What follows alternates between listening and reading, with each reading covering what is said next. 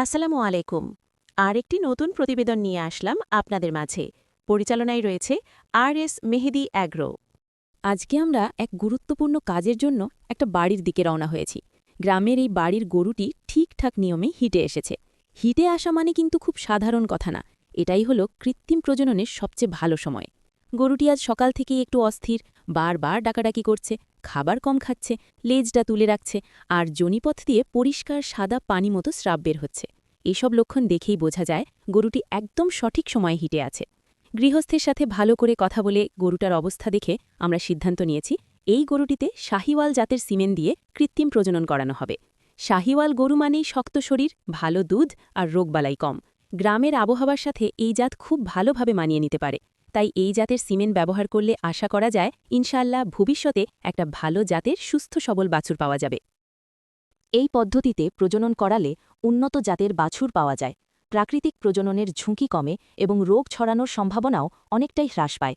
গ্রাম বাংলার খামারিদের জন্য কৃত্রিম প্রজনন এখন আশীর্বাদ স্বরূপ, কারণ অল্প খরচে উন্নত জাতের গরু পাওয়ার সুযোগ তৈরি হচ্ছে। সবশেষে বলা যায়, সঠিক সময়ে হিট শনাক্ত করা, ভালো মানের সিমেন্ট নির্বাচন করা এবং নিয়ম মেনে কৃত্রিম প্রজনন করানো, এই তিনটি বিষয় নিশ্চিত করতে পারলে একজন খামারি অবশ্যই লাভবান হবেন।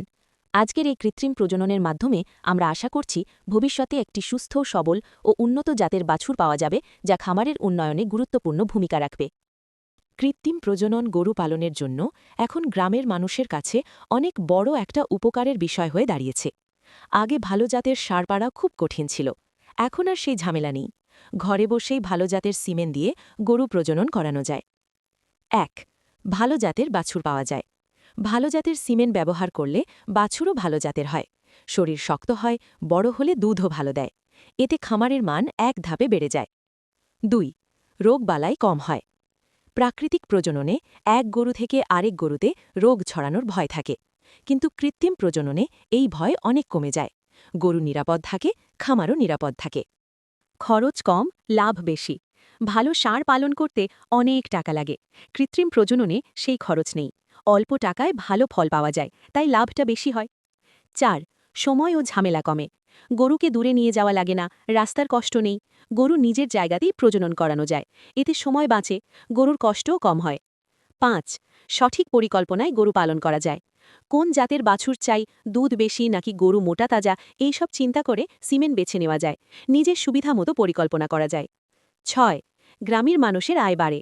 ভালো জাতের গরু হলে দুধ বেশি হয়, বাছুরের দামও ভালো পাওয়া যায়, এতে গ্রামের মানুষের সংসার একটু সচ্ছল হয়।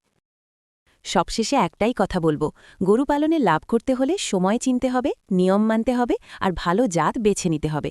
কৃত্রিম প্রজনন এখন আর বিলাসিতা না, এটা গ্রাম বাংলার খামারিদের জন্য একটা বড় আশীর্বাদ।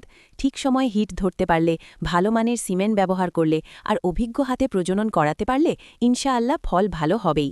এতে গরুও ভালো থাকবে, খামারও এগোবে আর গ্রামের মানুষের জীবনও ধীরে ধীরে বদলাবে।